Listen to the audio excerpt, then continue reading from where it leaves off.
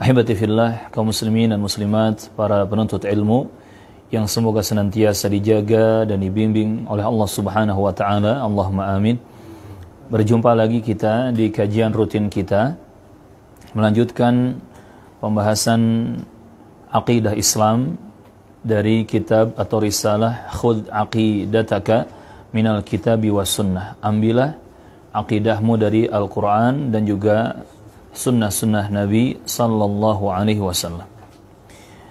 Dan alhamdulillah segala puji bagi Allah, sampai sore hari ini kita masih diberi kekuatan dan juga pertolongan untuk bisa istiqamah di atas kebenaran. Dan kita meminta kepada Allah Subhanahu wa taala husnul khatimah, akhir hidup yang baik, sehingga kita berhak nanti di akhirat mendapatkan jannah firdaus bersama Rasulullah dan para sahabatnya. Allahumma amin. Teman-teman, para pejuang di jalan Allah Subhanahu wa taala, para talabatul ilmi rahimani wa rahimakumullah, kita masih membahas bab tentang asyirkul akbar, syirik besar, yang dijelaskan oleh Syekh Muhammad Jamil Zainu rahimahullahu ta'ala rahmatan wasi'ah. Di bab asyirkul akbar ini kita sudah selesai sampai pertanyaan yang ke-6. Kemudian kita pun sudah masuk di bab yang setelahnya, anwa'us syirkil akbar, tentang jenis-jenis syirik besar, dan kita sudah masuk di pertanyaan yang ke-9. Sedikit kita murajaah. Coba ditutup dulu catatannya dan kitabnya. Kita murajaah, mengulang pemahaman kita, insyaallah berbahasa Indonesia ya, tidak berbahasa Arab. Khawatir kita tarajong. Barakallahu fikum. Dari Kang Uki ya, terus nanti ke samping, ke belakang. Apa dosa yang paling besar di sisi Allah? Kesyirikan. Kesyirikan adalah dosa yang paling besar di sisi Allah Subhanahu wa ta'ala. Menyekutukan Allah dalam ibadah. Kemudian, apa itu syirik? Lebih tepatnya, apa itu syirik besar? Nah, antum? Menyekutukan Allah, menyembah selain Allah. Menyekutukan Allah, menyembah selain Allah dengan cara apa? Dengan cara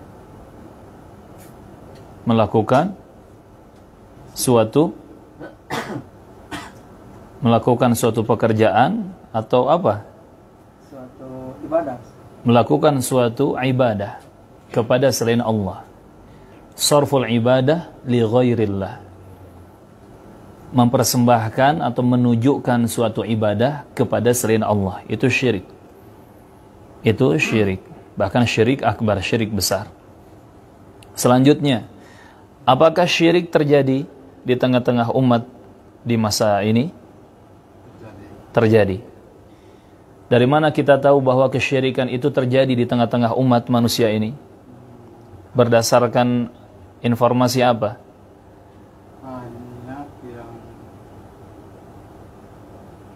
Dari penjelasan Al-Quran dan hadis ya. Dari wahyu ilahi. Al-Quran dan hadis Nabi yang sahih sudah menjelaskan bahwa kesyirikan itu mawjud, ada dan terjadi di tengah-tengah umat ini, di tengah-tengah umat Islam bahkan ya, terjadi kesyirikan. Kemudian selanjutnya, boleh tidak berdoa atau meminta kepada orang yang sudah mati? Tidak boleh. Kalau meminta atau berdoa kepada orang yang gaib, tidak boleh. Tidak boleh juga. Bahkan itu bisa jatuh ke dalam kesyirikan. Berdoa atau meminta sesuatu, itu termasuk ibadah atau bukan? Ibadah. Kenapa doa adalah ibadah? Karena Memintanya kepada Allah. lebih disempurnakan lagi, kenapa ibadah termasuk kenapa doa termasuk ibadah? Afwan. Kenapa doa termasuk ibadah?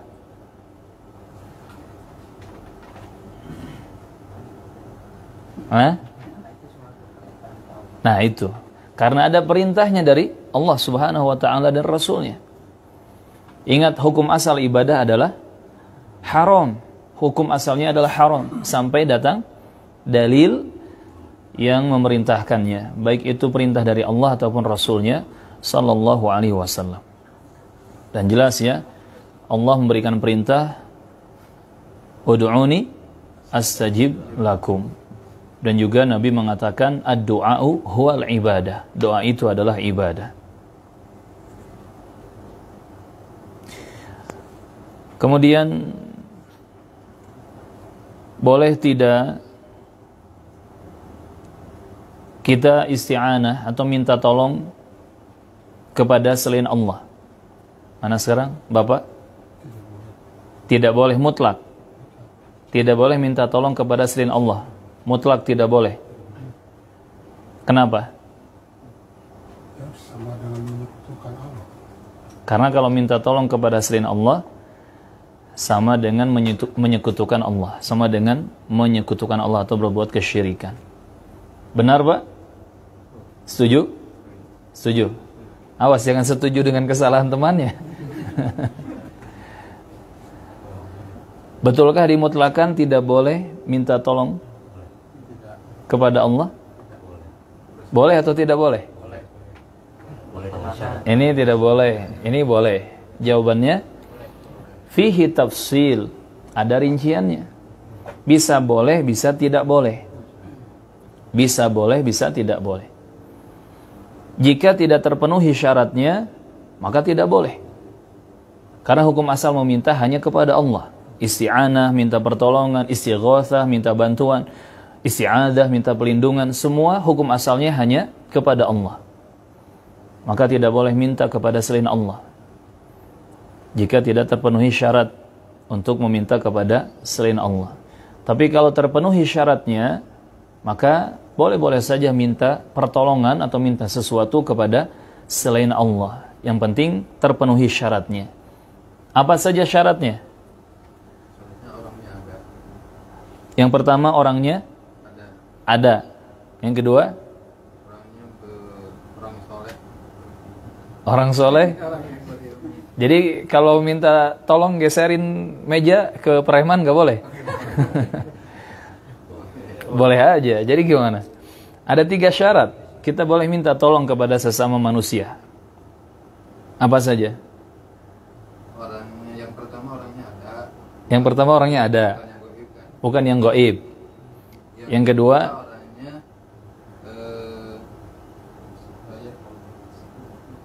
Yang kedua orangnya orang dago. dia orang mampu lah. Mampu. Dia mampu melakukan apa yang dimintai pertolongan. Yang ketiga, Dia orang soleh. Orang berarti kalau minta tolong sama yang nggak soleh, yang nggak berilmu, nggak boleh. boleh saja kan. Boleh saja. Jadi gimana? Syarat yang ketiga gimana? Oh, lupa lagi. Taib, barakallahu fikum. Nah, lupa lagi itu lebih selamat. Taib, mana kemana? Ke Kang Rustam. Tadi udah jawab satu. Lupa bener satu. Lupa juga. Nah, biasanya kalau lupa nggak ingat ya. Nah itu penyakit kita. Kalau lupa nggak ingat. Apa satu lagi? Hidup. Itu yang pertama. Percuma orangnya ada, ya. Kalau nggak hidup, ya. 3 syarat harus terpenuhi kalau kita minta pertolongan kepada sesama manusia. Hayyun, hadirun, mustati'un. Hayyun orangnya hidup, bukan orang yang sudah mati. Hadirun orangnya hadir, ada, bukan orang yang gaib, bukan yang tidak ada komunikasi. Dan mustati', dia orang yang mampu. Dia bisa dan mampu untuk melakukan apa yang diminta. Kalau 3 syarat ini terpenuhi, boleh kita minta pertolongan kepada sesama manusia. Namanya ta'awun 'alal birri wa taqwa. Tolong menolong di atas kebaikan dan ketakwaan. Baik, kita lanjutkan. Masuk pertanyaan ke-10 ya. Di bab anwa'us syirkil akbar. Tentang jenis-jenis syirik besar. Masuk as-su'alul 'ashir. Tafadhal Kang Uki Kautsar, falyaqra. Barakallahu fiik. Bismillahirrahmanirrahim. Alhamdulillahirabbil alamin wassalatu wassalamu ala asyrofil anbiya'i wa mursalin nabiyina Muhammad wa ala alihi washabbihi wa man tabi'ahum bi ihsan ila yaumil. Qala al-muallif rahimahullah ta'ala. As-su'alu 'ashir. Hal yajuzu an-nadru li ghairillah? Al-jawab la yajuzu an-nadru illa lillah liqaulihi ta'ala Bismillahirrahmanirrahim Rabbi inni nadartu laka ma fi batni muharrara Suratul Ali Imran wa qauluhu sallallahu alaihi wasallam man nadara an yuti'a Allah falyuti'hu wa man nadara an yu'siyahu fala ya'sihi rawahu al-Bukhari. Baik, barakallahu fikum. Jazakallahu khairan. Zadakallahu ilman wa hirsan. Zadakumullahu ilman wa hirsan. Allahumma amin. Baik, ahibati fillah rahimani wa rahimakumullah. Ini pertanyaan yang ke-10. As-su'alul 'ashir, pertanyaan atau soal yang ke-10. Taib, berkata muallif rahimahullahu ta'ala, hal yajuzu an-nadhru li ghairillahi? Hal apakah yajuzu boleh an-nadhru melakukan nazar li ghairillahi untuk selain Allah subhanahu wa ta'ala atau karena selain Allah subhanahu wa ta'ala? Hal yajuzun nadhru li ghairillah, apakah boleh bernadar untuk selain Allah? Al-jawab al-ashir, jawaban yang ke-10, la yajuzun nadhru illa lillahi. La yajuzu, tidak boleh, an-nadhru melakukan nazar, illa kecuali lillahi, untuk Allah atau karena Allah saja. Nazar itu apa? yakni seseorang berjanji akan melakukan sesuatu hal jika sesuatu tercapai olehnya. Walaupun sebagian ulama menegaskan bahwa biasanya nazar ini dilakukan oleh orang-orang yang pelit. Kenapa? Karena untuk melakukan suatu amal soleh atau kebaikan, dia harus menunggu sesuatu tercapai dulu.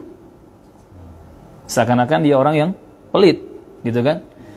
Kalau tidak ada targetan atau capaian, dia tidak akan melakukan amal soleh tersebut. Tapi kalau sudah tercapai, baru dia akan melakukan suatu amal soleh. Walaupun nazar ini diperbolehkan jika memang diniatkan ikhlas karena Allah Subhanahu wa ta'ala saja. Nazar itu adalah kita berjanji akan melakukan sesuatu hal jika kita sudah mencapai sesuatu. Contoh misalkan, kalau saya bisa menikah, saya akan bersedekah 5 juta rupiah ke masjid Anu misalkan. Jadi selama dia nggak menikah, dia nggak sedekah. Makanya disebut nazar itu karakter orang yang pelit, bakhil. Atau contoh lain misalkan, kalau saya diterima kerja di perusahaan ini atau di kantor ini, saya akan masak, kemudian dibagi-bagikan ke tetangga 100 rumah. Kalau dia nggak punya targetan untuk diterima kerja, Gak kepikiran tuh bagi-bagi makanan ke tetangganya dan seterusnya. Itu nazar ya. Berjanji melakukan sesuatu jika sesuatu hal tercapai. Nah, apakah boleh melakukan nazar untuk selain Allah? Jawabannya tidak boleh. Illa lillah, kecuali untuk Allah saja. Artinya nazar hanya boleh dilakukan untuk Allah, karena Allah. Tidak boleh bernazar untuk gunung-gunung, untuk lautan, untuk leluhur, nenek moyang, untuk benda-benda mati, tidak boleh. Nazar hanya boleh dilakukan untuk Allah Subhanahu wa ta'ala.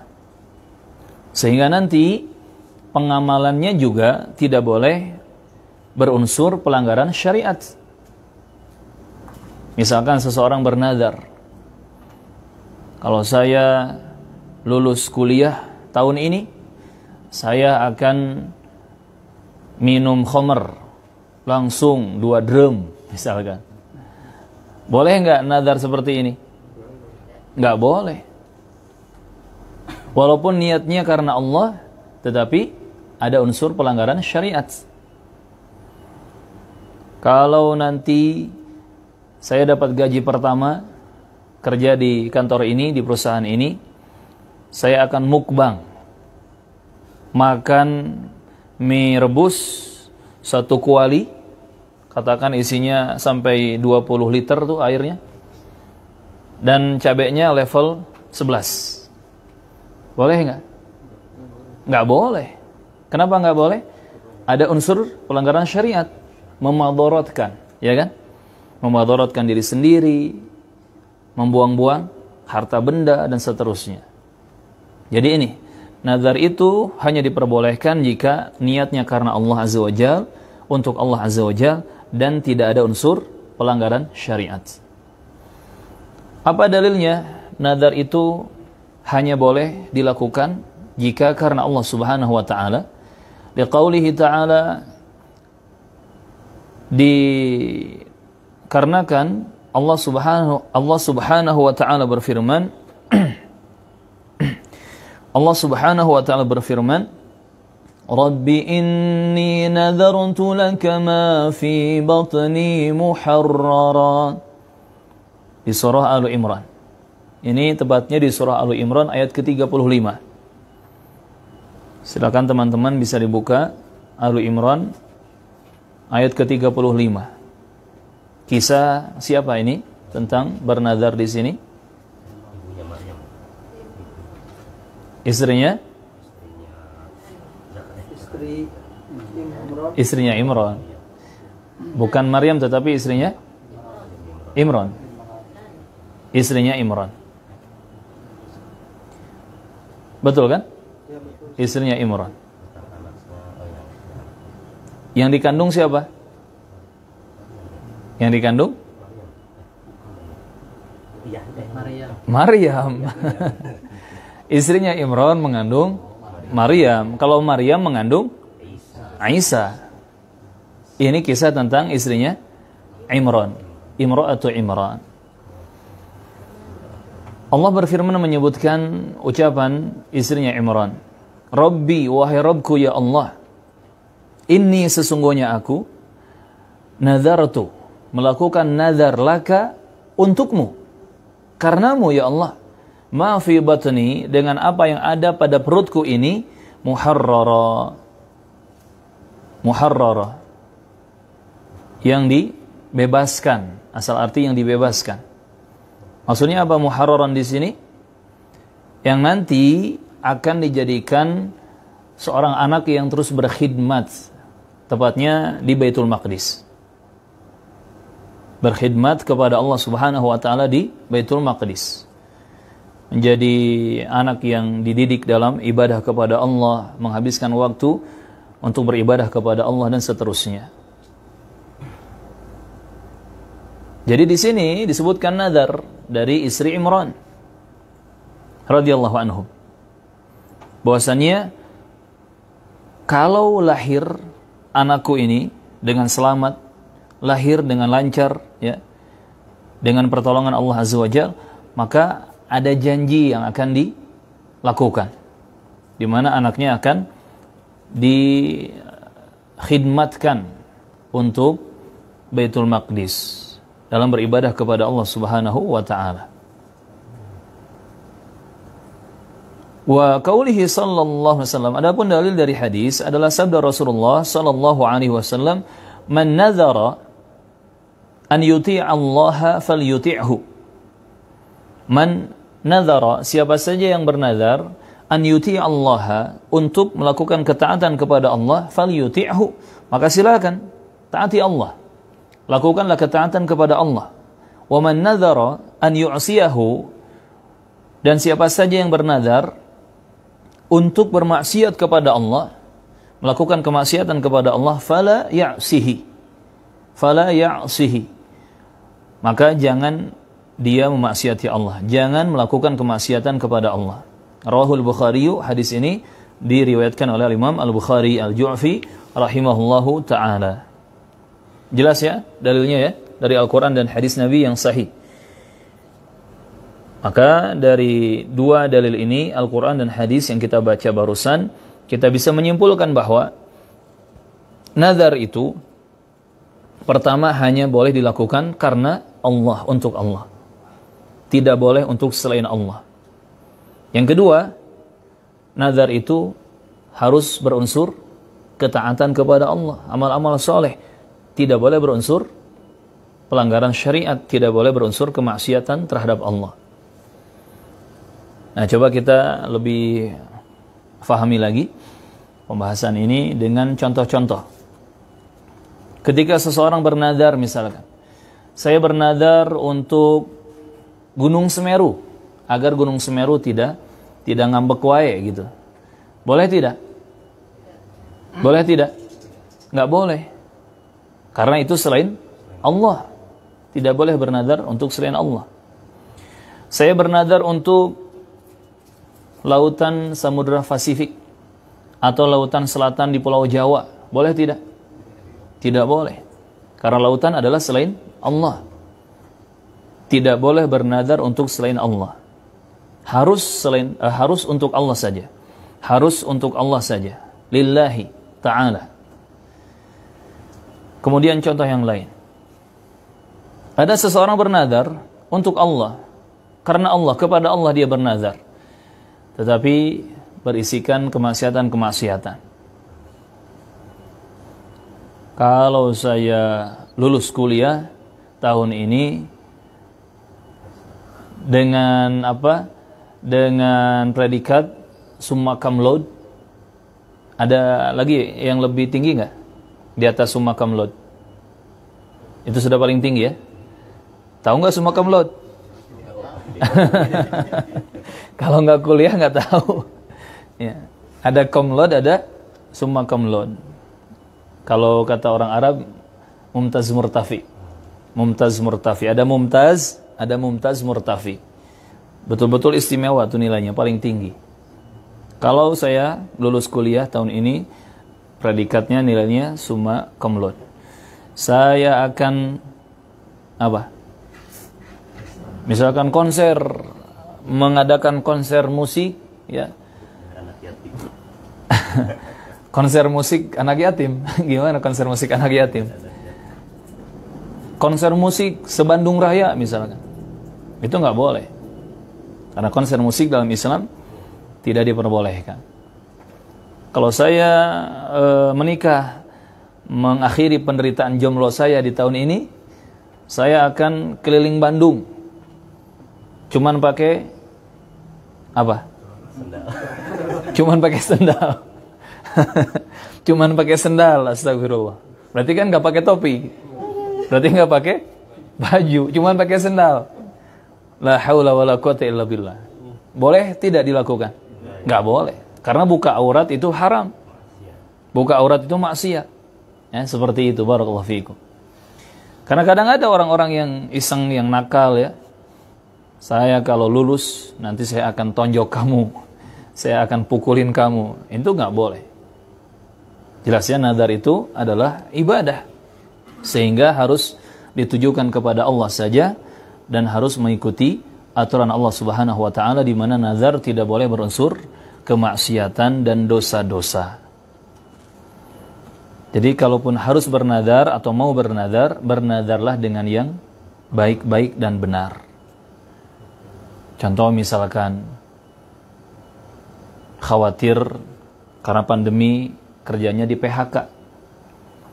Dia berdoa kepada Allah, dia bernazar kepada Allah, ya Allah, kalau saya terus ya mendapatkan pekerjaan ini, dijaga dalam pekerjaan ini, saya akan menyisihkan misalkan berapa? 25%-nya untuk anak-anak yatim. Ini boleh tidak? Boleh. Karena bernazar untuk Allah, kepada Allah, dan juga melakukan amal soleh, bersedekah menyantuni anak yatim. Ya, seperti itu. Walaupun tadi kata para ulama, nazar itu biasa dilakukan oleh orang yang pelit. Kenapa? Karena untuk bersedekah menyantuni anak yatim ya, tidak perlu menunggu kerjaannya aman atau tidak aman. Untuk melakukan amal-amal soleh, amal-amal kebaikan tidak harus menunggu tercapai sesuatu ya. Karena seakan-akan kita ini pelit jadinya. Na'udzubillah. Sedangkan orang yang pelit itu diancam tidak akan masuk ke dalam surga. Ada sebuah riwayat menyebutkan la yadkhulul jannata khibbun wala bakhilun wala sayyi'ul malakah. La yadkhulul jannah, tidak akan masuk ke dalam surga khibbun. Khib itu siapa? Khib itu adalah orang yang suka menipu. Dalam muamalah dia menipu orang lain. Menjanjikan di awal, ikut gabung bersama kami, bisnis apa? Trading misalkan. Ini yang lagi ramai ya. Bisnis trading. Bisnis apa itu? Bisnis online, ngotak-ngatik krus uang. Ternyata ditipu. Ataupun mungkin real langsung ya, offline bisnisnya, namun ternyata menipu. Khibbun, orang yang menipu dalam muamalah bersama manusia, dia diancam neraka dan tidak masuk surga. Begitupun bakhil, orang yang bakhil diancam neraka dan tidak akan masuk surga karena kebakhilannya, kepelitannya, kekikirannya. Ada istilah dalam bahasa Sunda, pedit, mendit, merege hese, cap jahe. Kenapa harus cap jahe? Hah? Cap jahe merege hese. Saking pelitnya gitu ya. Buntut kasiran. Buntut kasiran. Ini bahasa-bahasa yang anak dengar dulu di zaman SD ya, di zaman TK, Masya Allah. Yang mungkin anak-anak sekarang di Bandung nggak tahu tuh buntut kasiran apa, merege hese cap jahe apa. Iya, Masya Allah. Mereka taunya kan mabar, mukbang, apalagi. Na'udzubillah. Semoga Allah selamatkan generasi penerus kita. Allahumma amin. Tapi teman-teman rahimakumullah, jadi itu ya, tidak boleh bernazar kepada selain Allah dan juga tidak boleh bernazar yang berisikan kemaksiatan atau dosa-dosa, karena nazar adalah ibadah. Sama seperti doa, sama seperti sholat, sama seperti puasa, saum ya. Nazar adalah ibadah. Maka hanya boleh dilakukan kepada Allah Subhanahu wa taala. Taib, kita masuk pertanyaan yang selanjutnya. As-su'al al-hadi ashar. Tafadhal. As-su'al hadi ashar. Hal yajuzu ad-dabhu li ghairillah? Al-jawab la yajuzu. Wa dalilu qawluhu ta'ala fasalli li rabbika wanhar. Suratul Kautsar. Anhar ay idhabu lillahi. Inhar. Inhar. Ini fi'il amr. Inhar. Inhar ay idhabu lillah. Idbah. Idbahu lillah. Idbah di waqaf haknya. Oh, amr Ustaz. Fi'il amr juga. If'al. Idbah lillah. Idbah lillahi. idbah lillahi. Wa qala sallallahu alaihi wasallam, la'anallahu man dzabaha li ghairillahi. Rawahu Muslim.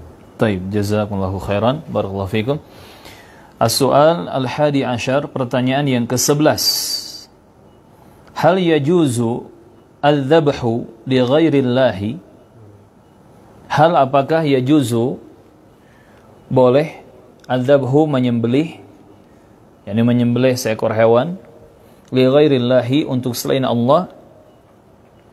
Hal yajuzu al-dhabhu li ghairillahi, apakah boleh menyembelih untuk selain Allah? Al-jawab, jawabannya la yajuzu, tidak boleh. Tidak boleh. Kenapa tidak boleh menyembelih seekor hewan untuk selain Allah? Kenapa menyembelih hewan hanya boleh untuk Allah Subhanahu wa taala? Jawabannya karena menyembelih adalah ibadah. Wa dalilu qauluhu ta'ala, dan dalilnya adalah firman Allah Subhanahu wa taala, fasalli li rabbika wanhar. Kata Allah Subhanahu wa taala di surah Al-Kautsar, tepatnya ayat yang kedua, fasalli li rabbika wanhar, maka kerjakanlah olehmu salat untuk Rabbmu, untuk Allah Azza wa Jalla. Wanhar, dan sembelihlah. Maksudnya lakukanlah sembelihan juga li rabbika, untuk Rabbmu, yaitu untuk Allah Subhanahu wa taala. Jelas ya di sini ya? Fasalli li rabbika wanhar, maka salatlah engkau untuk Rabbmu dan menyembelihlah untuk Rabbmu. Inhar, kata Syekh rahimahullah ta'ala, inhar ay maknanya adalah idbah lillahi. Inhar adalah idbah, nahar adalah dzabah, sembelihlah hewan untuk Allah Subhanahu wa ta'ala. Afwan, itu AC-nya bisa dikecilin nggak? Kalau kesini mah adem pisan, Masya Allah. Ya. Ini AC rasa AG atau AG rasa AC? Wa qala sallallahu alaihi wasallam, adapun dalil dari hadis Nabi, bersabda Rasulullah sallallahu alaihi wasallam, la'anallahu man dzabaha li ghairillahi. La'anallahu, Allah Subhanahu wa taala melaknat, man, siapa saja, dzabaha, yang menyembelih, li ghairillahi, untuk selain Allah. Rawahu Muslimun, hadis riwayat Imam Muslim rahimahullah. Ini pertanyaan yang ke-11, jelas. Tidak boleh melakukan dzabah atau nahar untuk selain Allah. Artinya menyembelih hewan itu hanya boleh dilakukan lillahi, untuk Allah Subhanahu wa ta'ala saja. Kenapa? Karena dzabah juga ibadah. Sama seperti nadar, sama seperti doa, itu semua ibadah dan hanya boleh dilakukan kepada Allah Subhanahu wa ta'ala atau untuk Allah Subhanahu wa ta'ala. Apa bedanya adzabah dengan an-nahar? Ada inhar, sembelihlah, ada idbah, sembelihlah. Secara makna umum sama-sama menyembelih, tetapi perbedaannya ada pada kaifiyah, tata cara penyembelihan. Biasanya kalau dzabah ini berlaku pada hewan domba, kambing dan yang sejenisnya, dan juga sapi, kerbau dan yang sejenisnya. Ini berlaku dzabah, termasuk kepada hewan-hewan unggas, ya, ayam, burung merpati, dan hewan-hewan unggas lainnya yang bisa dimakan. Ini berlaku dzabah, tata cara penyembelihan dengan jenis dzabah. Seperti yang kita ketahui, dzabah itu yakni digorok leher bagian hewan tersebut. Kalau yang ikut menjadi panitia Idul Adha, ya, menjadi panitia hewan kurban, fahamlah bagaimana penyembelihan domba atau kambing ataupun sapi. Nah, itu yang berlaku pada domba dan sapi ketika disembelih, namanya dzabah. Dzabah. Adapun nahar ini berlaku pada penyembelihan unta. Berlaku pada penyembelihan unta. Caranya biasanya unta itu dinahar, disembelih dengan cara dinaikkan salah satu kaki depannya. Kalau unta itu bagian depannya kaki atau tangan? Kaki ya. Punya tangan nggak? Nggak ya. Kaki semua berarti. Jadi bagian kaki depannya yang kiri misalkan itu dinaikkan ke atas, semacam diikat gitu ya. Jadi jengkek, berdiri di 3 kaki. Kemudian ditusuk lalu disobek bagian bawah leher di atas dada. Kan unta itu kan lehernya panjang, lebih panjang dari sapi. Bawah leher atas dada itu yang ditusuk kemudian disobek. Jadi tidak disembelih seperti sapi gitu, digorok, tidak. Ini kalau yang memang ahli, dia tahu di titik mana dia harus menusuk kemudian merobek. Kemudian nanti mengalir tuh darah. Mengalir darah beberapa waktu kemudian itu untanya langsung lemes ya, kemudian jatuh tersungkur, kemudian wafat. Nah, bukan wafat ya. Kalau unta mati. Kalau wafat manusia. Kemudian mati. Seperti itu caranya. Makanya kalau antum melihat di Saudi Arabia, ya di Mekah, di Madinah, atau di kota-kota lainnya di Saudi Arabia, ketika antum masuk ke penyembelihan unta, itu memang tukang jagal ya. Tukang jagal itu langsung dengan cekatan tusuk robek, tusuk robek, tusuk robek. Sehingga dalam waktu beberapa detik itu bisa menyembelih, menahar beberapa ekor unta yang kemudian di tempat tersebut menggenang tuh darah itu. Biasanya ya seperti kolam darah, tapi nanti ada aliran ya, atau disemprot pakai air ya, didorong pakai air seperti itu. Nah, untuk penyembelihan unta ini mungkin nggak tergambar karena di negara kita hampir nggak ada orang yang kurban dengan hewan unta. Kalaupun mau menyembelih unta di kebun binatang, nanti kena pasal peruntaan ya, karena hewan langka di Indonesia. Tetapi di sana di daerah Timur Tengah, unta itu banyak dan memang disembelih, dikonsumsi ya. Dan unta ini punya ciri khas di mana kalau dimakan dagingnya itu membatalkan wudu seorang muslim. Satu-satunya daging yang dimakan bisa membatalkan wudu adalah daging unta. Itu sebagaimana keterangan dari hadis Rasulullah SAW.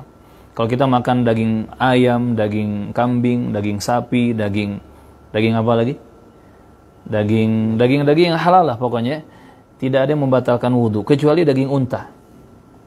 Tapi Ustaz, saya pas makan daging unta nggak kentut, tetap ya harus wudu lagi.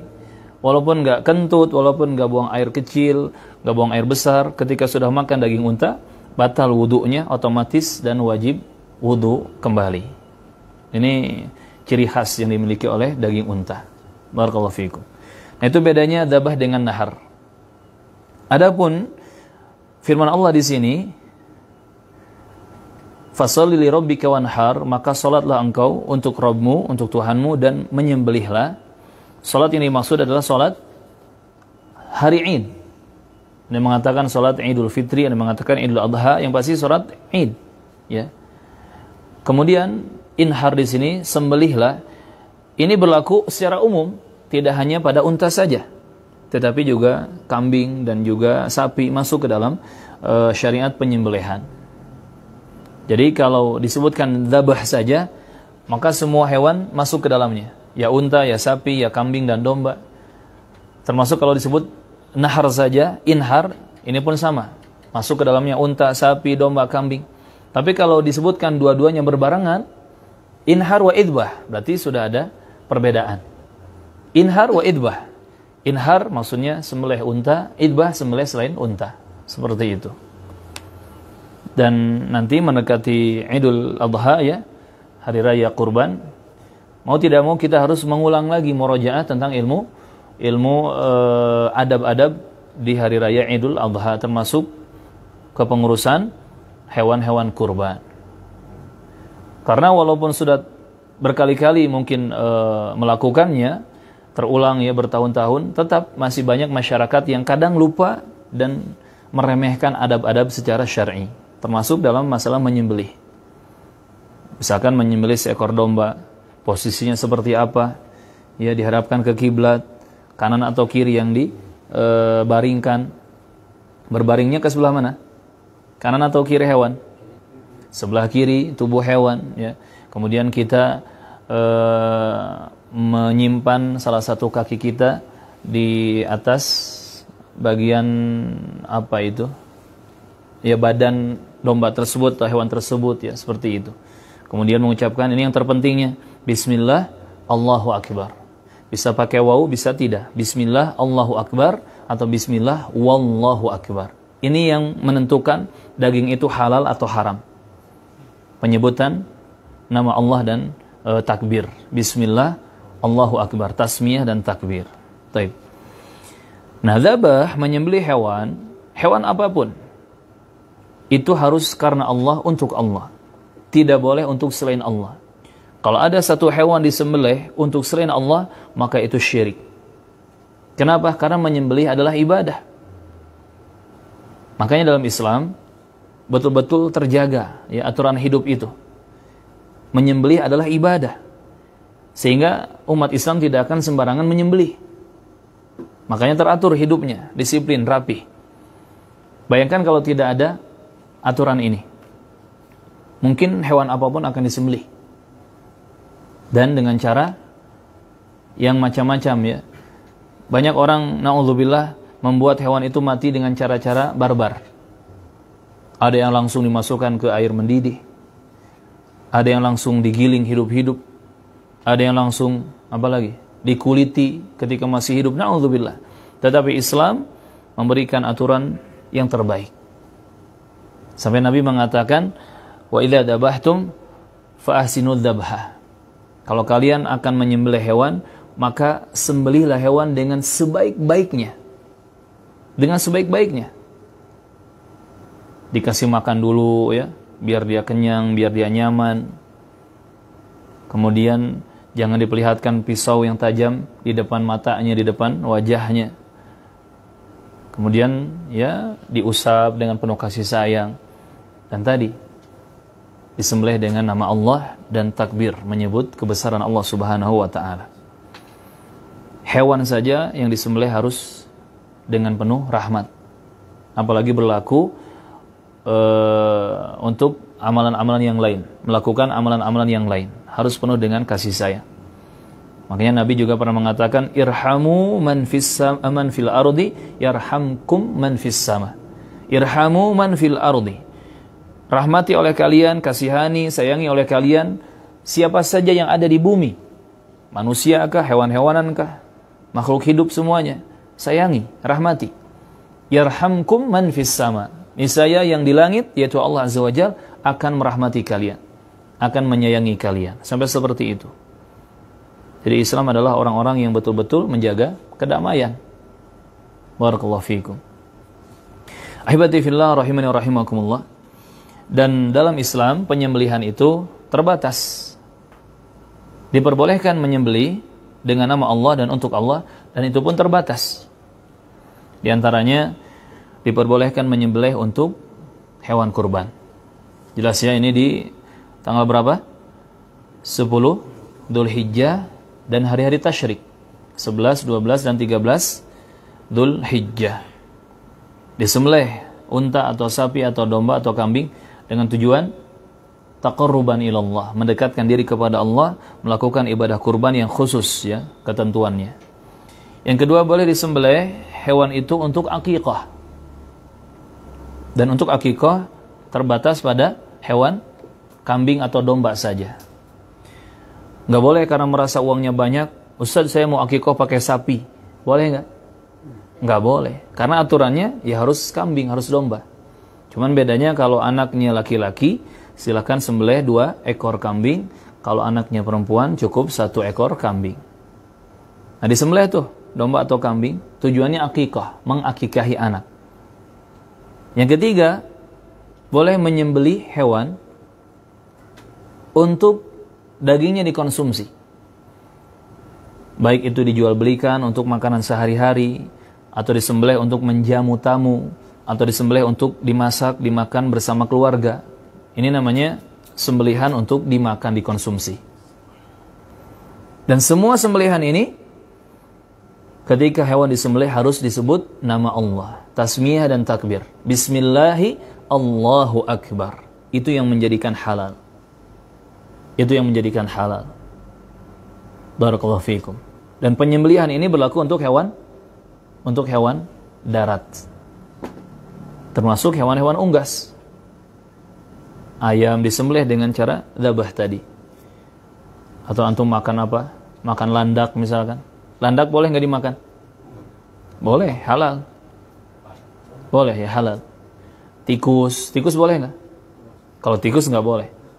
Karena termasuk hewan yang diperintahkan untuk dibunuh. Setiap hewan yang ada perintahnya untuk dibunuh, maka haram dimakan. Begitupun setiap hewan yang dilarang dibunuh, maka haram dimakan.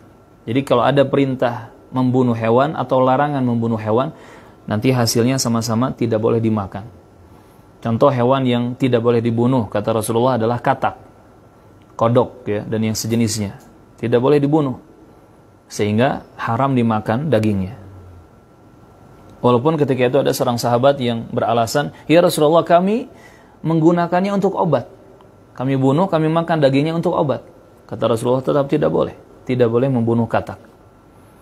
Ada hewan yang diperintahkan untuk dibunuh.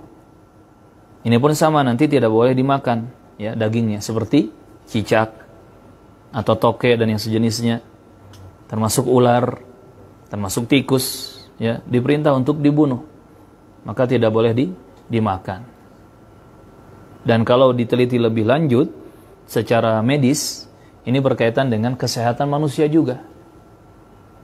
Berkaitan dengan kesehatan manusia, berkaitan dengan kehidupan di alam semesta ini ya. Tetapi dalam Islam tanpa harus kita pusing-pusing ya mikirin ini apa sih hikmahnya, ini apa tujuan dan maksud di balik penghalalan dan pengharaman sesuatu ini. Tanpa harus memikirkan itu, kita cukup sami'na wa ata'na, kita sudah mendapatkan banyak kebaikan. Barakallahu fiikum. Ini teman-teman ya masalah menyembelih. Jadi menyembelih itu adalah ibadah dan tidak boleh dilakukan kecuali untuk Allah tabaraka wa ta'ala. Dan tadi sudah kita rinci, ada menyembelih untuk hewan kurban di tanggal 10 sampai 13 Zulhijjah. Ada menyembelih untuk aqiqah ketika mengakikahi anak kita yang baru lahir. Afdalnya di hari ke-7 atau hari ke-14 atau hari ke-21. Ini ada riwayatnya. Yang kalaupun tidak mampu di hari-hari tersebut, silahkan kapanpun ketika mampu. Ustaz, gimana kalau mampunya 2 tahun kemudian? Silahkan. Mampunya 5 tahun kemudian? Silahkan. Termasuk nih kalau kita misalkan bertanya ke orang tua, "Mah, dulu saya diakikahi enggak?" Kata orang tua kita, "Oh, belum." Karena di zaman dulu, di zaman orang tua kita, tahun 80, tahun 70, tahun 90-an juga mungkin ya masih kurang familiar budaya akikah ini. Kalau sekarang kan beda, sudah memasyarakat. Kalau dulu itu belum terlalu rame. Banyak orang yang nggak paham. Jadi mungkin karena nggak paham atau mungkin nggak mampu, banyak yang belum diakikahi. Ternyata kita baru tahu sekarang. Kita belum diakikahi. Boleh kita melakukan akikah untuk diri kita sendiri sekarang. Walaupun usianya sudah apa kata orang Dagoma? Sudah jebrog. Ya, sudah lansia gitu, sudah lanjut usia. Enggak apa-apa, ya. Tetap dilakukan akikah. Itu syariatnya. Kenapa? Karena keumuman hadis. Kullu mauludin murtahanun bi aqiqatih. Setiap yang terlahir tergadaikan ya dengan akikahnya. Tergadaikan di sini banyak penafsiran dari para ulama. Terhalang dari rahmat Allah nanti di akhirat, terhalang dari ampunan Allah dan seterusnya. Yang pasti terhalang dari kebaikan-kebaikan di sisi Allah. Sampai diakikahi baru terlepas tuh ikatan gadainya. Seperti itu.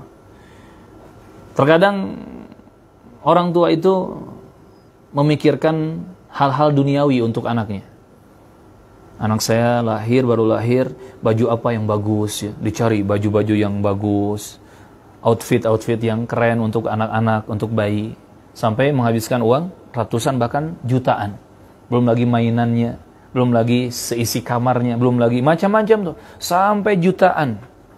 Tapi lupa, termasuk mobil juga. Ya. Tetapi lupa untuk mengakikohi. Padahal akikoh ini kan ya tidak begitu sulit lah, tidak begitu berat. Apalagi yang memang pendapatannya menengah ke atas, ya, sangat-sangat mudah. Dan itu berpengaruh pada nasib anak kita dunia akhirat. Barakallahu fiikum. Maka kita harus melek agama, ya, harus sadar agama. Dan semua kehidupan kita di dunia ini yang berkaitan dengan kehidupan tidak bisa lepas dari agama. Termasuk ketika menikah, punya anak, ada orang tua yang meninggal dunia, ada keluarga yang sakit, dan seterusnya. Kita nggak bisa lepas dari yang namanya tuntunan agama, aturan agama. Barakallahu fiikum. Taib, kita lanjut pertanyaan yang ke-12. As-su'alu ats-tsani asyar. Tafadhal Kang Uki. As-su'alu ats-tsani asyar. Hal natufu bil quburi litaqarrubi biha? Al-jawab, la natufu illa bil ka'bati. Qala ta'ala, wal yatawaffu bil baiti al-atiq. Suratul Hajj. Wa qala sallallahu alaihi wasallam, man tafa bil baiti sab'an was-sala rak'ataini kana ka'itqi, ainnya di kasrah, ka'itqi raqabatin ka'itqi raqabatin. Raqabah itu bermakna abdin. Iya, hamba. Raqabah di sini abdin atau amah, hamba sahaya. Sahihu rawahu Ibnu Majah. Baik, barakallahu fiik. Jazakumullahu khairan. As-su'al ats-tsani asyar, pertanyaan yang ke-12. Kata Syekh Muhammad bin Jamil Zainu rahimahullahu taala, hal natufu bil quburi litaqarrubi, ra-nya ditasydid, litaqarrubi biha. Hal apakah natufu, kita melakukan tawaf bil kuburi, di sekeliling kuburan, litaqarrubi, untuk taqarrub, mendekatkan diri, biha, dengan perbuatan tersebut. Maksudnya untuk taqarrub ilallah, mendekatkan diri kepada Allah dengan cara tawaf di sekeliling kubur. Hal natufu bil kuburi litaqarrubi biha, bolehkah kita melakukan tawaf mengelilingi kuburan untuk taqarrub, mendekatkan diri, ya, kepada Allah dengan cara tawaf di sekeliling kubur? Al-jawabu, jawabannya, kata Syekh rahimahullah, la natufu illa bil ka'bati. La natufu, kita tidak melakukan tawaf, kita tidak boleh tawaf illa, kecuali bil ka'bati, kecuali dengan mengelilingi Ka'bah. Nah, kenapa tidak boleh tawaf mengelilingi selain Ka'bah? Karena tawaf adalah ibadah. Sama seperti menyembelih, dzabah atau nahar, sama seperti nazar, sama seperti doa. Tawaf juga adalah ibadah. Dan sesuatu yang namanya ibadah harus ikut aturan agama. Harus ada perintahnya dan dalil petunjuknya dari wahyu ilahi. Maka Syekh menegaskan, la natufu, kita tidak boleh melakukan tawaf, yakni tawaf apapun hukum asalnya nggak boleh.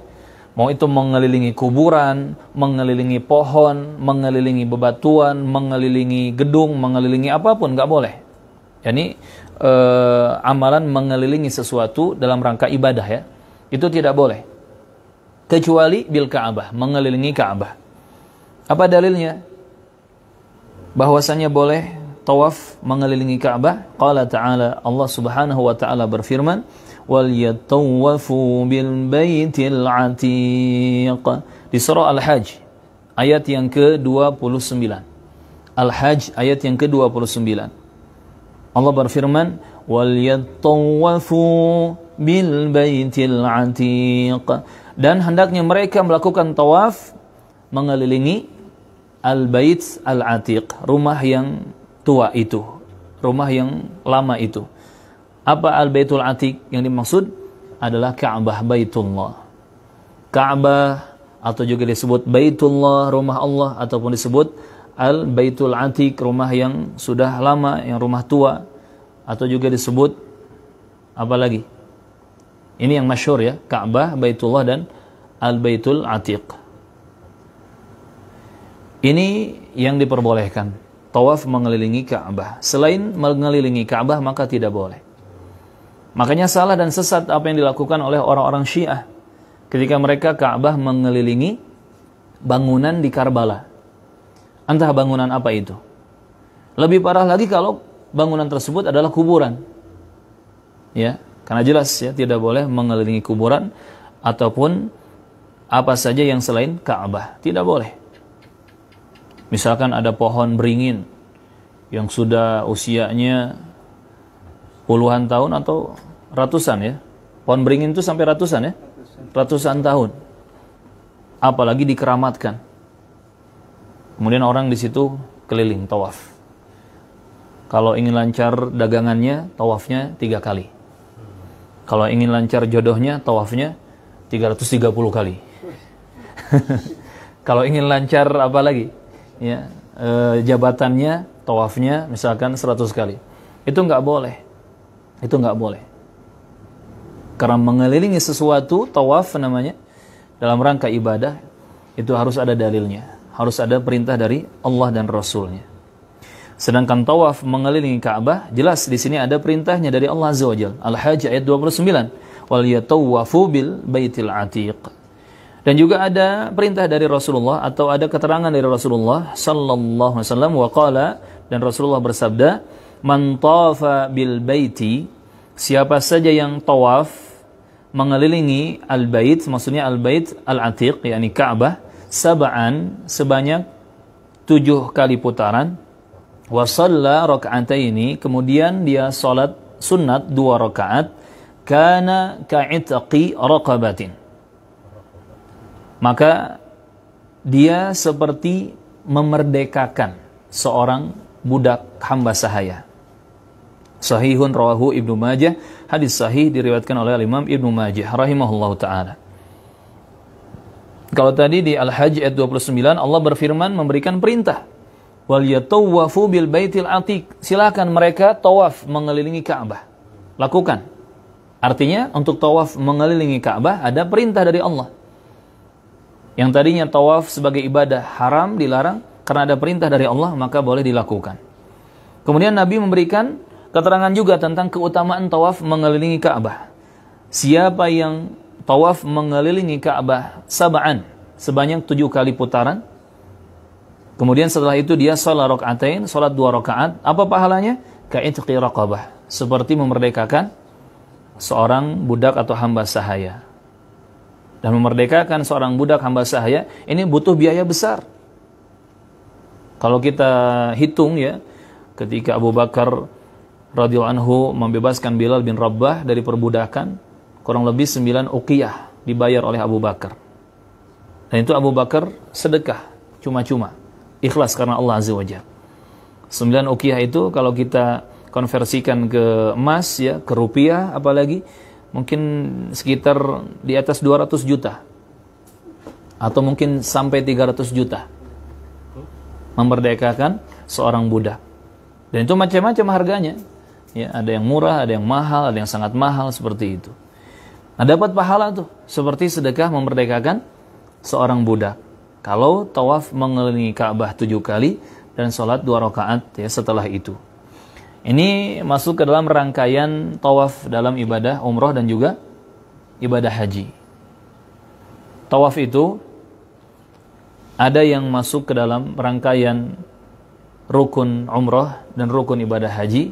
Ada tawaf secara umum, tawaf mutlak. Di mana tawaf mutlak ini siapapun yang masuk ke Masjidil Haram mendekati Ka'bah, silakan dia boleh tawaf. Seperti kita melakukan sholat sunat. Ya, boleh kapan saja tawaf. Namun harus dalam keadaan bersuci. Nggak boleh batal wudunya, nggak boleh batal mandinya, nggak boleh hadas kecil, nggak boleh hadas besar. Harus dalam keadaan bersuci, taharah, ala taharah. Jadi tawaf itu kedudukannya sama dengan sholat sunat kalau dilakukan di luar rangkaian umrah dan haji.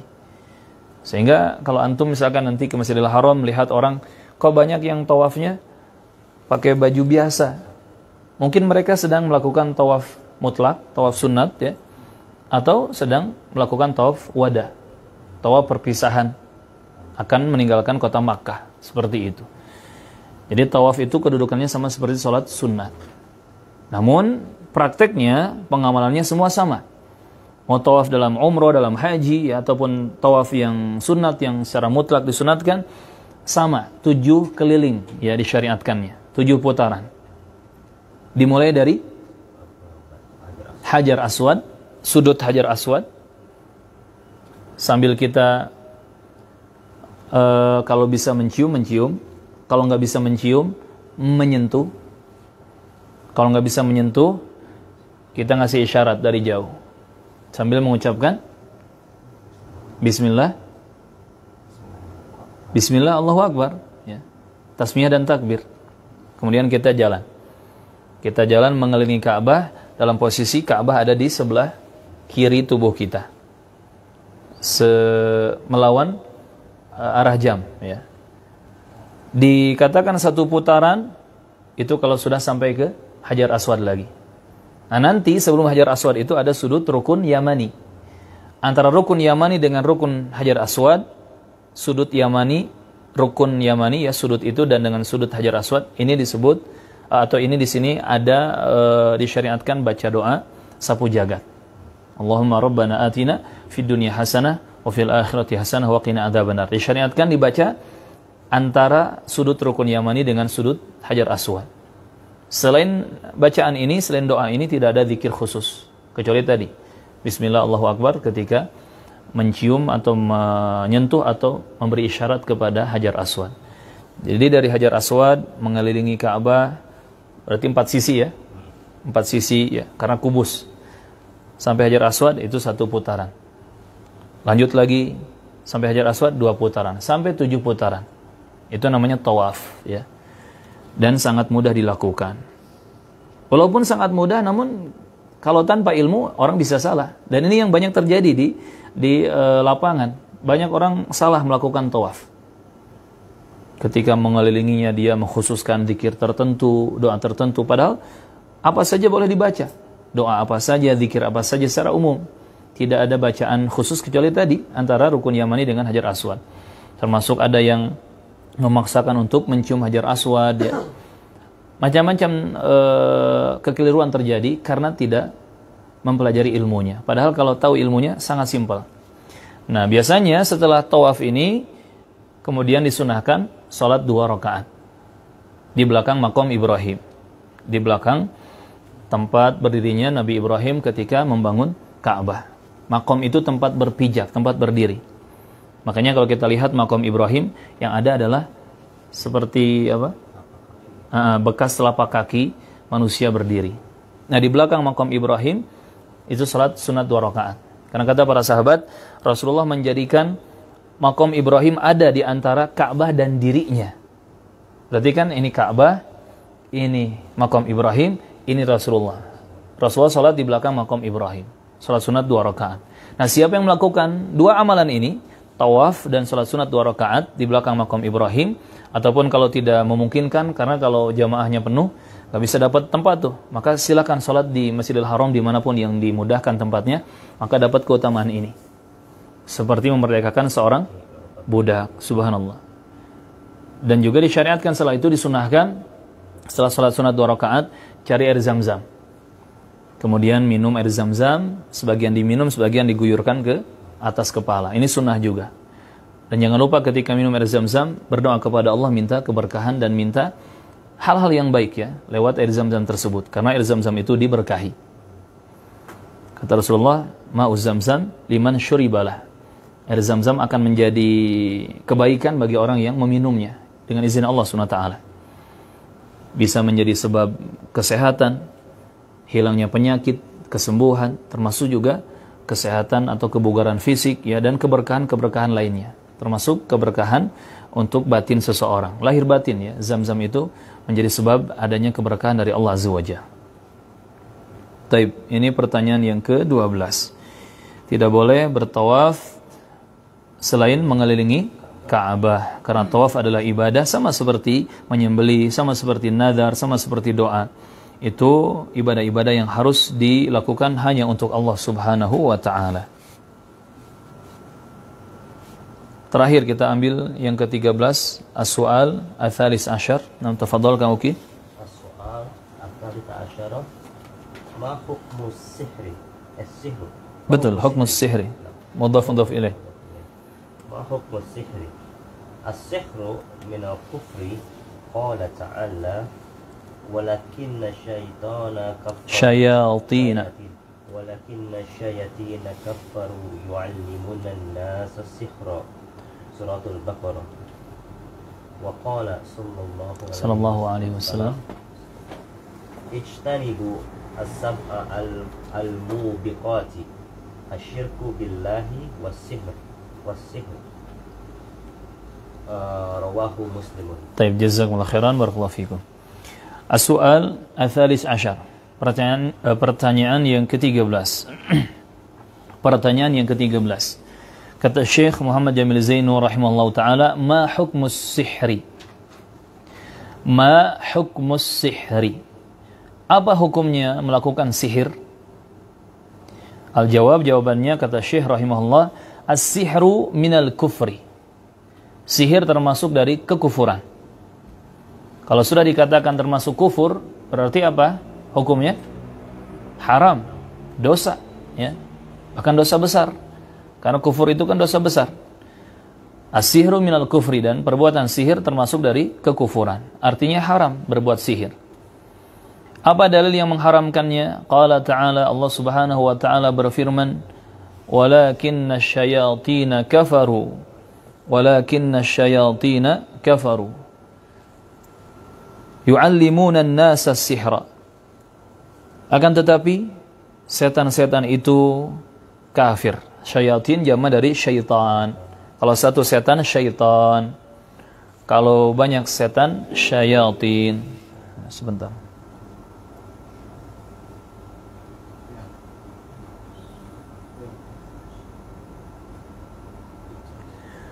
Taib, teman-teman rahimani wa rahimakumullah.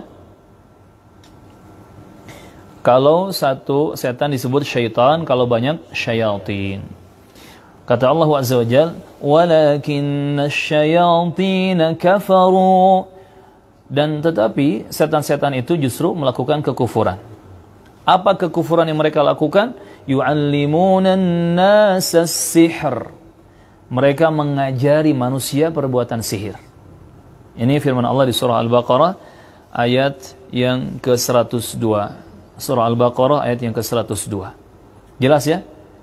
Sihir adalah perbuatan kufur, dan itu yang diajarkan setan-setan kepada manusia-manusia yang durhaka. Adapun dalil dari hadis yang mengharamkan sihir, waqala sallallahu alaihi wasallam, dan bersabda Rasulullah sallallahu alaihi wasallam, ijtanibus sab'al mubiqati. Ijtanibu, jauhilah oleh kalian as-sab'a, 7 dosa, al-mubiqat, yang membinasakan. Apa saja diantaranya? Asyirku billah, yang paling pertama adalah syirik kepada Allah. Perbuatan syirik, menyekutukan Allah dengan sesuatu dalam ibadah. Wasihru yang kedua, dan perbuatan sihir. Dan seterusnya. Rawahu Muslimun, hadis riwayat Muslim.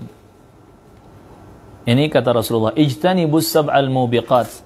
Jauhi oleh kalian 7 dosa besar yang membinasakan. Artinya 7 dosa ini, dosanya besar dan akan menghancurkan manusia dunia akhirat. Yang pertama syirik terhadap Allah, yang kedua perbuatan sihir. Maka hukum sihir adalah haram, muharramun, diharamkan, dan la yajuz ya amaluhu, tidak boleh dilakukan, tidak boleh dipraktekkan.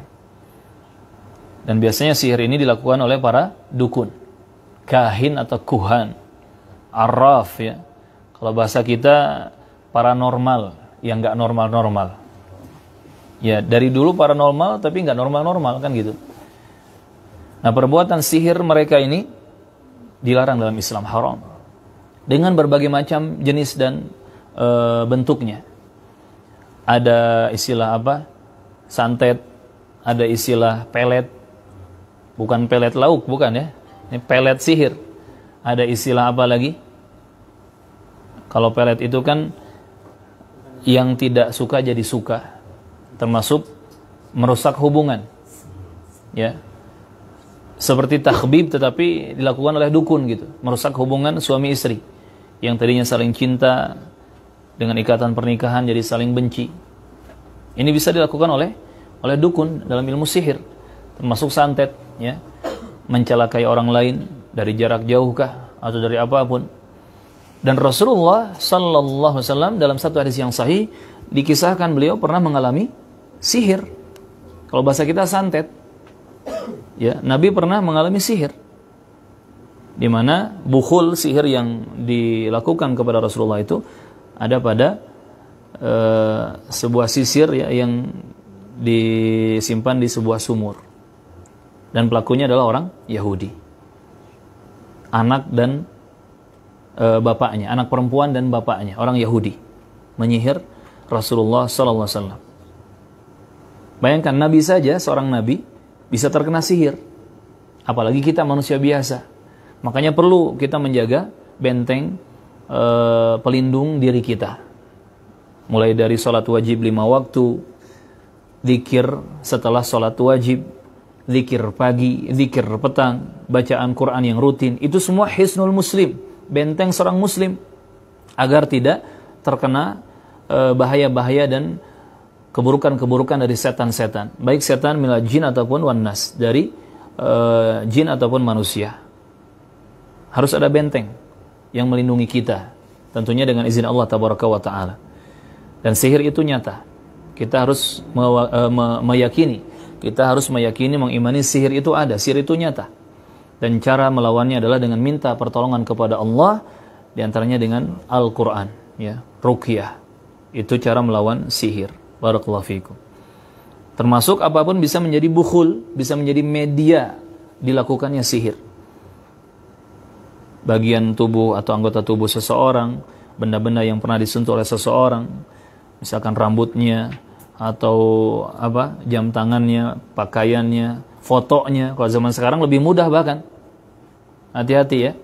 Makanya kalau kita share foto, jangan lupa tulis barakallahu fiik, masya Allah, tabarakallah. Itu sebagai penghalang dari mata-mata yang jahat, dari ain ya, dari perbuatan sihir juga. Jangan lupa doa tabrik dan juga tadi ucapan masya Allah, tabarakallah, ya, barakallahu fiik, barakallahu fiikum, dan seterusnya. Yang pasti perbuatan sihir ini adalah haram dan masuk ke dalam dosa besar yang Allah dan Rasulnya mengharamkan dan melarang manusia untuk melakukannya. Daripada kita datang ke dukun, lebih baik kita langsung minta kepada Allah Subhanahu wa ta'ala. Karena dukun hanya akan membinasakan kita, sedangkan Allah akan menyelamatkan kita. Apalagi dukun itu kan banyak yang palsu ya. Katanya bisa memberikan kekayaan. Lah dia puluhan tahun hidup ya, nggak kaya-kaya, melarat terus ya. Katanya bisa menemukan barang yang hilang. Kacamatanya nyelip di kepala aja dia nggak tahu di mana kacamata saya katanya. Padahal nyelip di kepalanya gitu. Gimana mau nyari barang yang hilang ya? Na'udzubillah. Dan saya pernah bertemu dengan seorang ustadz yang diustadkan ya, tentunya yang diustadkan. Ketika itu di 2006 kalau nggak salah, tsunami Pangandaran itu tahun berapa?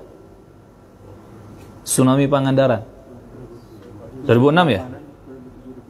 Enggak, di bawah itu 2006 kan? Kang Uki masih di mana? 2006 ya, Kang Uki mungkin masih kesana sini. 2006 itu anak di tempat kuliah, kebetulan di kampus bahasa Arab di Bandung, dikirim sebagai dai relawan. 2006 jadi membantu para korban tsunami Pangandaran, sekaligus juga membantu kerohanian ya, menyampaikan ilmu, menguatkan psikisnya dengan ilmu agama dan juga pengajaran ilmu agama. Qadarullah di satu camp pengungsian itu macam-macam ya relawan yang datang. Ada yang pemahamannya begini, begitu, macam-macam lah. Dan ana di sana kebetulan disatukan dengan seorang yang diustadkan dari salah satu ormas Islam, tapi ustad ini perbuatannya banyak anehnya. Singkat cerita, suatu hari dia kehilangan handphone. Di camp pengungsian itu kehilangan handphone. Ya. Handphonenya hilang. Wah, dia cari-cari sana sini. Bahkan dibantu oleh masyarakat setempat, nggak nemu. Akhirnya apa?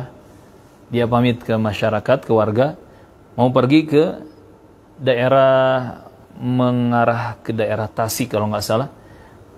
Katanya mau mendatangi orang pintar. Bayangkan, seorang ustadz datang ke orang pintar, maksudnya dukun tadi. Ya, orang pintar yang nggak minum tolak angin.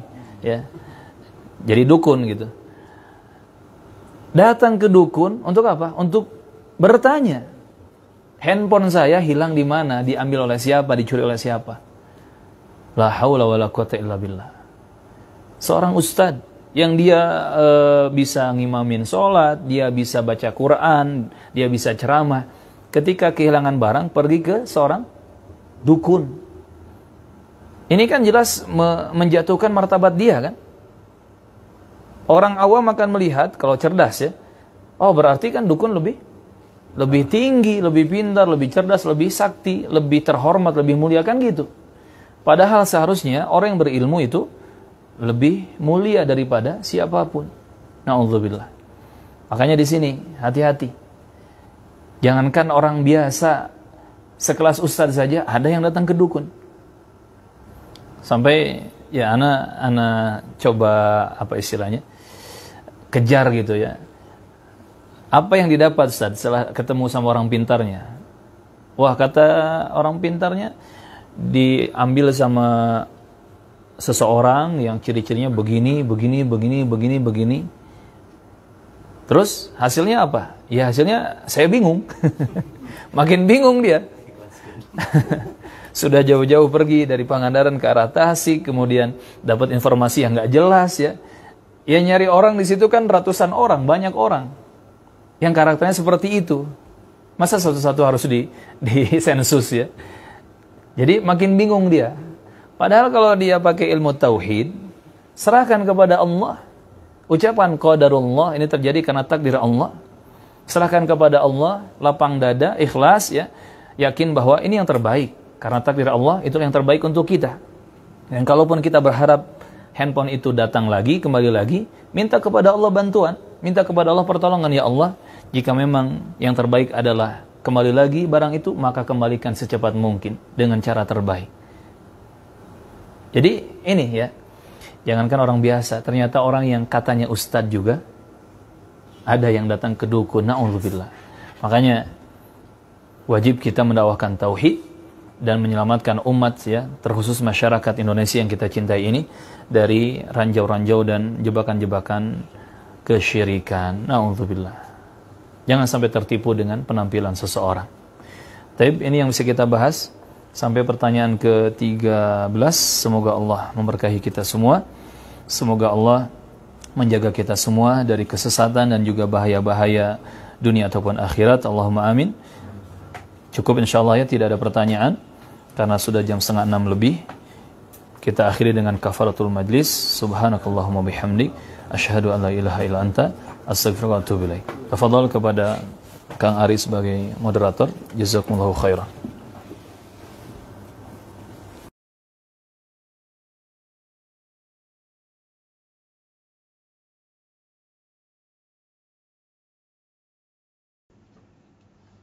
Jazakallahu khairan.